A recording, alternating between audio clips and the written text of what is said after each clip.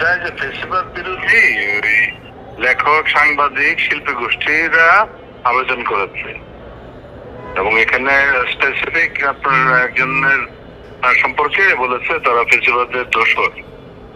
তো এই কারণে ওই এটা আশঙ্কা করা হয় না যে গন্ডগোল হয় কি না, এই হয় না সেই না, তারা পোস্টার দিয়েছে, গেটে পোস্টার টানিয়ে দিয়েছে, এগুলোর কারণে স্থগিত করা হয়েছে।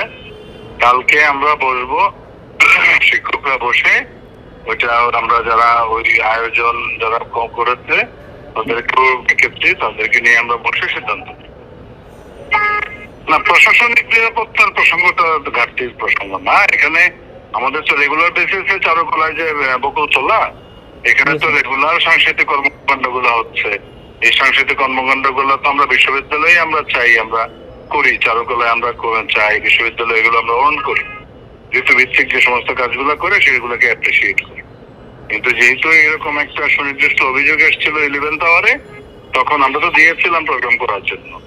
তখন এখানে কোন রকম যেন কোনো অপ্রীতিকর কোন রকম ঘটনা না ঘটে, ওই কারণে তখন এটাকে স্থগিত করা হয়েছে। এবং এটা আগামীকালকে সিদ্ধান্ত আমরা নেব এবং আমরা খতিয়ে দেখব যারা আবেদন করেছে এবং যাদের বিরুদ্ধে কথা বলেছে, আবেদন করেছে, যার বিরুদ্ধে, এগুলো নিয়ে আসলে ডিটেল পুঙ্খানুপুঙ্খ বিশ্লেষণ করে খতিয়ে দেখে পরবর্তীতে সিদ্ধান্ত নিব আর কি কালকে সেটা।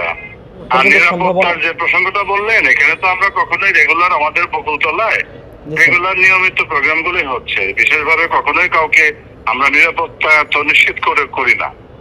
যারা নিরাপত্তার প্রসঙ্গও কিন্তু ইতিপূর্বে কখনো আসেও নি এবং নিরাপত্তা চেয়েছেন এরকমটাও তো ঘটেনি। এটা স্বতঃস্ফূর্ত প্রোগ্রাম এখানে বকুলতলায় বরাবরই হয়ে আসছে। তো যেহেতু একটা সুনির্দিষ্ট লিখিত অভিযোগ পড়েছে, তো সেই কারণে প্রোগ্রামটা স্থগিত করা হয়েছে।